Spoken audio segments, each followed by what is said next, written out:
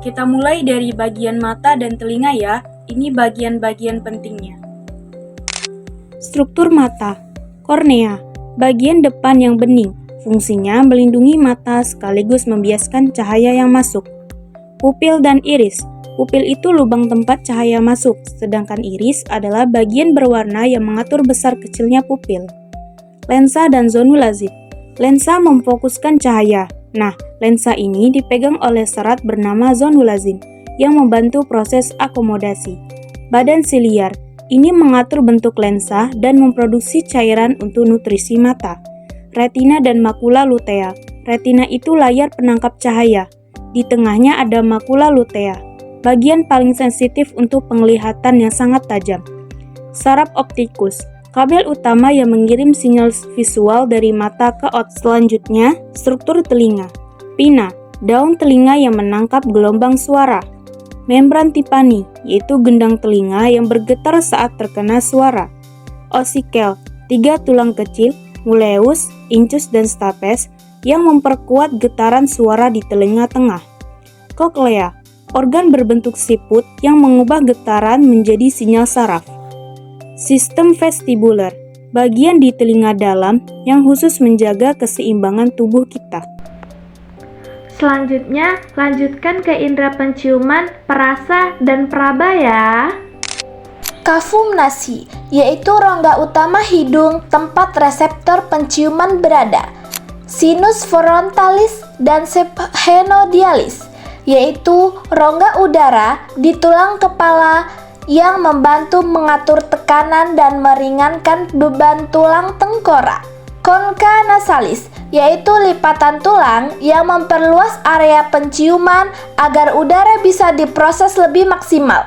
Platum mole, yaitu langit-langit lunak yang menutup saluran hidung saat kita menelan supaya makanannya nggak nyasar. Selanjutnya ada struktur lidah.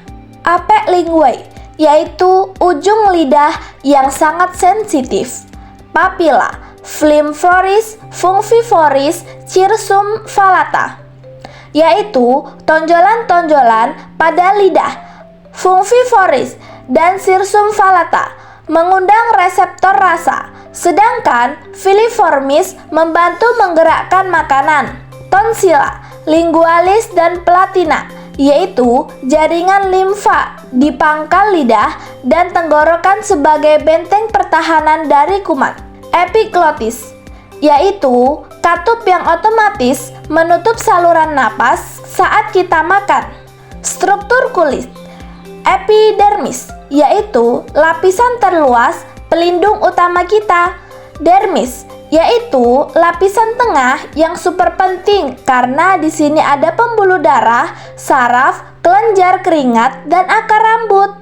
Selanjutnya, hipodermis, yaitu lapisan lemak terdalam yang menjaga suhu tubuh dan cadangan energi.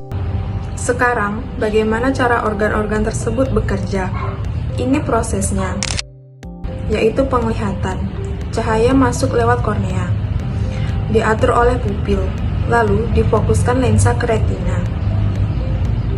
Di retina, cahaya diubah menjadi sinyal listrik yang dikirim saraf optik ke otak.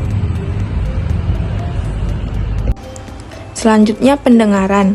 Gelombang suara menggetarkan gendang telinga, lalu diperkuat oleh 3 tulang kecil, yaitu osikel, dan masuk ke kolkea. Di sana, getaran diubah jadi sinyal saraf untuk diterjemahkan otak sebagai suara. Selanjutnya penciuman. Partikel bau masuk ke hidung dan harus larut dalam lendir atau mukus dulu sebelum ditangkap reseptor penciuman dan dikirim ke otak. Selanjutnya perasa. Sama seperti bau. Molekul makanan harus larut dalam air liur supaya bisa masuk ke pori-pori, papila lidah, dan kita bisa merasakan manis, asin, atau pahit. Selanjutnya peraba. Reseptor di dermis kulit mendeteksi tekanan atau suhu, lalu mengirim sinyal kilat ke otak agar kita bisa merespon. Misalnya, refleks menarik tangan saat kena panas. Nah, panca indera kita juga bisa mengalami masalah. Di antaranya, mata. Ada miopi atau rabun jauh, katarak atau lensa keruh, hingga glaukoma atau tekanan bola mata tinggi. Gangguan pada telinga yaitu tuli konduktif atau hambatan suara dan tinnitus atau telinga berdeging terus-menerus. Gangguan pada hidung yaitu yang paling sering adalah anosmia atau tidak bisa mencium bau dan sinusitis atau peradangan pada rongga sinus. Gangguan pada lidah ada ageusia atau hilang rasa total atau glossitis yaitu peradangan yang bikin lidah bengkak dan berubah warna. Gangguan pada kulit yaitu mulai dari anestesi atau mati rasa, parestesia atau kesemutan, sampai infeksi seperti eksim dan jerawat di lapisan dermis.